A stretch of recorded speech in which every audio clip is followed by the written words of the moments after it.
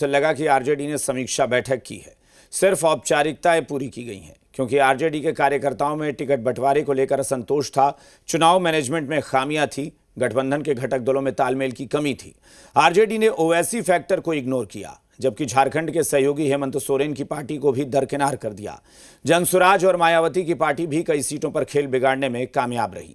बावजूद इसके मानो इन सब विषयों पर कोई चर्चा नहीं हुई और हार का दोष निर्वाचन आयोग के माथे फोड़ दिया गया।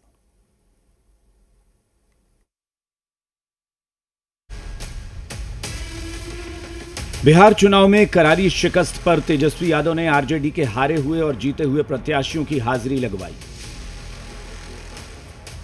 तेजस्वी यादव के आवास पर शिकस्त की समीक्षा बैठक हुई, लेकिन हार का पूरा दोष निर्वाचन आयोग पर फोड़ दिया गया।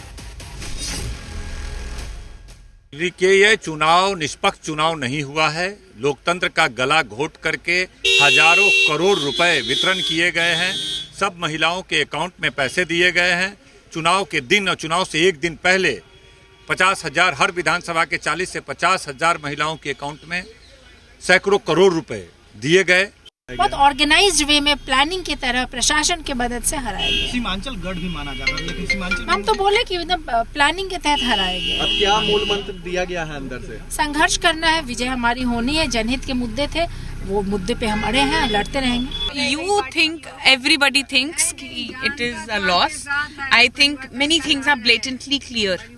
ठीक है, बहुत सारी चीजें बहुत साफ साफ दिख रही हैं कि अगर इंडिपेंडेंट है कोई और उसको 0 वोट्स आ रहे हैं तो क्या उसने खुद को भी वोट नहीं किया?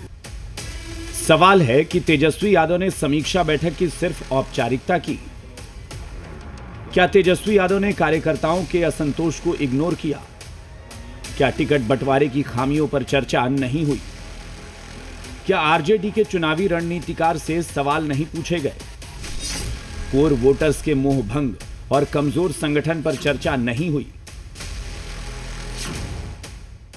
दरअसल देखिए, लालू जी यकीनन है कि बड़े समाजवादी नेता रहे, लेकिन लालू जी के जो शहजादे हैं उन्होंने पूरे तौर पर सेकुलर धारा को बिखेर कर रख दिया है।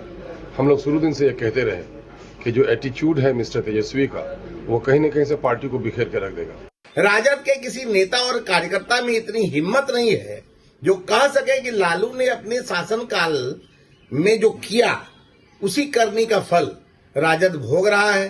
क्या यह कोई कह सकेगा कि भ्रष्टाचार का घरा बढ़ जाने के बाद ऐसी ही परिणति देखने को मिलती है? चुनाव हारने के बाद भाई तेजस्वी जी आज समीक्षा कर रहे हैं। आदरणीय लालू प्रसाद जी को भी बुलाए हैं, राबड़ी देवी जी भी गई हैं, मीसा भारती जी भी गई हैं। टिकट वितरण के समय लालू जी से सलाह नहीं लेते हैं भाई तेजस्वी जी, हरियाणा से जो मास्टर लाए हैं उनसे सलाह लेते हैं। आरजेडी अभी भी नहीं समझ पा रही है कि ओवैसी, मायावती और पीके फैक्टर ने महागठबंधन को बड़ा नुकसान पहुंचाया। सीट बंटवारे में कार्यकर्ताओं की अनदेखी से बूथ लेवल पर असंतोष देखा गया। आंकड़े बताते हैं कि आरजेडी को 23.4% वोट मिले। बावजूद इसके आरजेडी केवल 25 सीट ही जीत सकी, जबकि बीजेपी 20.4% वोट के साथ 89 सीट जीतने में कामयाब रही। 63 सीटों पर ओवैसी, पीके और मायावती फैक्टर हावी रहे।